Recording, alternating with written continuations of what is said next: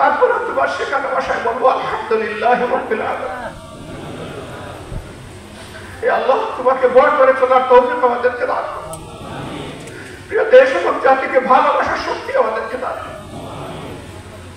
যে সমস্ত মায়ের মুখ খালি হয়েছে, যে সমস্ত বোনেরা বিধবা হয়েছে, যে সমস্ত শিশুরা এতিম হয়েছে, যে সমস্ত যুবক যুবতী ভাইরা হয়েছে, হে আল্লাহ, তুমি তাদেরকে সবরে যাবে না। এই প্রত্যেকটা পরিবারের প্রতি তুমি খুশি দাও। এখন যাদের উপরে রাষ্ট্র পরিচালনার দায়িত্ব আছে, তারা যেন কখনো এই জাতির আশা আকাঙ্ক্ষার বাইরে চলে না যায়, তাদেরকে সেই শক্তি দান করো। তাদের কারণে যেন আবার নতুন করে এই জাতির ক্ষতি না হয়, তাদেরকে তুমি হেফাজত করো।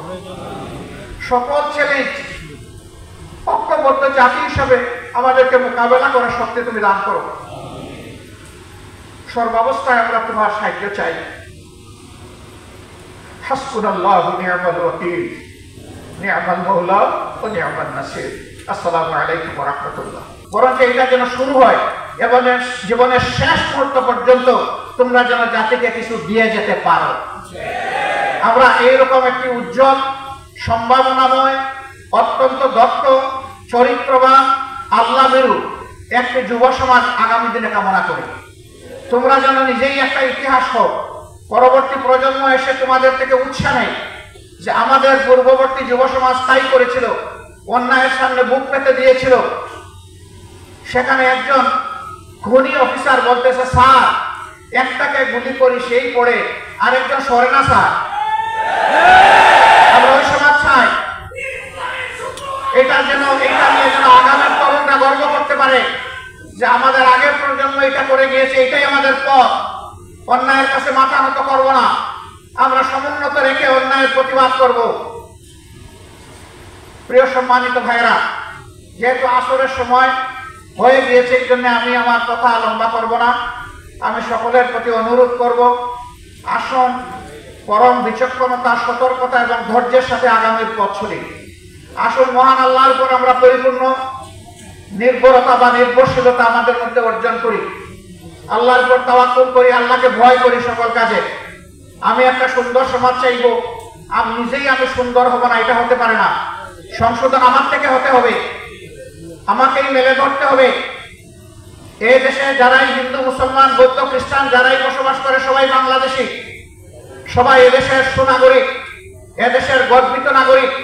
তাদের সকলের প্রতি আমাদেরকে শ্রদ্ধা প্রদর্শন করতে হবে, তাদের হকের প্রতি আমাদেরকে সজাগ থাকতে হবে। নিজ নিজ কর্মক্ষেত্রে উদাহরণ পেশ করতে হবে যে এখনো পরিচ্ছন্ন হাতের কিছু মানুষ এই দেশে জীবিত আছে এবং বাকিদেরকে পরিচ্ছন্ন হতে হবে। এই বাস্তব শিক্ষাটা সমাজে তুলে ধরতে হবে। যদি পেশার দক্ষতায় এবং দায়িত্ব পরায়ণতায় আমরা যদি একটা মডেল পেশ করতে পারি, পথ হারায় জাতি ইনশাল্লাহ পথ ফিরে পাবে। আজকে সবগুলা চেয়ার, সবগুলা গদি নষ্ট হয়ে গিয়েছে, অপবিত্র হয়ে গিয়েছে। এইগুলাকে পবিত্র অবশ্যই আমাদেরকে করতে হবে ইনশাআল্লাহ। এর জন্য ওই ক্ষমতা দখলের বা গদি দখলের লড়াই আমাদের কাজ নয়। দক্ষতার জায়গায় নিজের দক্ষতা ফুটিয়ে তুলতে হবে আন্তরিকতার সাথে। আল্লাহ যেন এই তৌফিক আমাদেরকে দান করেন। আল্লাহ রাব্বুল আলামিনের দরবারে আবারও শুকরিয়া আদায় করছি। এক মাস আগে যা কল্পনা করিনি, আল্লাহ তাআলা নিজেই তার কুদরতি খাজানা থেকে এই জাতিকে একটা মহা উপহার দান করেছে। জাতির বিবেককে কারাবন্দী করা হয়েছে, তাদেরকে হুমকি ধমকির মধ্যে রাখা হয়েছে, অদৃশ্য উপরের নির্দেশের কথা বলে তাদের কলমকে অচল করে দেওয়া হয়েছে। তাদের মুখে এক ধরনের তালা ঝুলিয়ে দেওয়া হয়েছিল। 5 তারিখের পর থেকে হাতের কলম মুক্ত হয়েছে, মুখের তালাও সরে গিয়েছে। আমরা চাই যে এটা যেন, এই মুক্তি এবং তালা সরে দেওয়া এটা যেন চিরদিনের জন্য হয়। আপনাদেরকে বলা হয় সমাজের দর্পণ, আয়না কখনো কোনো কিছুকে বাড়িয়ে দেখায় না, আবার কোনো কিছু হাইডও করে না, গোপনও করে না, যা আছে তাই তুলে ধরে। অনেক সংবাদপত্র সংবাদের নামে, নিউজের নামে নিজেদের ভিউজ তুলে দেন। তার ভিতরে যা খেলে যে চিন্তা, তিনি যা চান সেইটা নিউজের নামে চালায় দেন। এটা আসলে জনগণের জন্য, সমাজের জন্য কল্যাণকর নয়। আপনি নিউজের জায়গায় নিউজটা দেন, ভিউজের জায়গায় আপনি ভিউজটা লেখেন, তাতে কোনো সমস্যা নেই। জনগণ আপনার ভিউজ যদি কবুল করে আমাদের কোনো আপত্তি নেই। এই জায়গায়ও আমাদেরকে ফেয়ার স্ট্যান্ডার্ড এস্টাবলিশ করতে হবে। এই জায়গাটা যদি পরিচ্ছন্ন হয়, আমাদের বিচারাঙ্গন যদি পরিচ্ছন্ন হয়, তাহলে বাংলাদেশের মানুষের বেশিরভাগ ক্ষেত্রে মুক্তি অর্জিত হবে ইনশাআল্লাহ। অতএব এই দুই স্তম্ভকে আমাদের শক্তিশালী করতে হবে সকল কিছুর বিনিময়ে। ধরেন আল্লাহর ফয়সালার ব্যাপার, কে ক্ষমতায় যাবে না যাবে, অন্যের দায়িত্ব নিয়ে আমরা কথা বলতে পারি না, এ অধিকার আমাদের নেই। আমরা আমাদের দায়িত্ব নিয়ে কথা বলবো।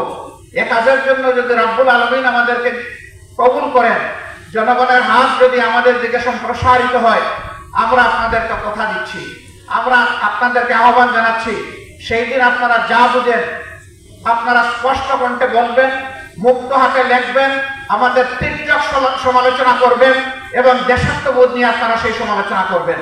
আমরা সেই সমালোচনাকে আমরা আহ্বান জানাই, আমরা ওয়েলকাম করি। আমরা চাই না একটা বোবা জাতি তৈরি হোক, আমরা চাই না একচোখা একটা জাতি তৈরি হোক, আমরা চাই একটা চক্ষুষ্মান জাতি যেন আমরা আগামী দিনে দেখতে পাই। তরুণ ছাত্র বন্ধুদের প্রতি আমাদের অনুরোধ, তোমাদের বিশাল একটা কাজ তোমরা আমাদেরকে করে দিয়েছো। আমরা এই জাতি চিরদিন তোমাদের কাছে ঋণী থাকবো ইনশাআল্লাহ। বিশেষ করে যারা জুলুমের শিকার হয়ে, বুলেট বিদ্ধ হয়ে, হায়নার হাতে নিহত হয়েছে, তাদের সকলের জন্য আল্লাহর দরবারে দোয়া করি, আল্লাহ তাদেরকে ক্ষমা করুন, আল্লাহ তাদের শাহাদাত কবুল করুন। যারা বেঁচে আছে, আল্লাহ তাআলা তাদেরকে সুস্থতার নিয়ামত দান করুন। তোমাদের প্রতি আমাদের অনুরোধ, তোমাদের নিজেদেরকে গড়তে হবে, শিক্ষা প্রতিষ্ঠানে ফিরে যেতে হবে এবং আগামী দিনের কারিগর হিসাবে নিজেকে প্রস্তুত করতে হবে।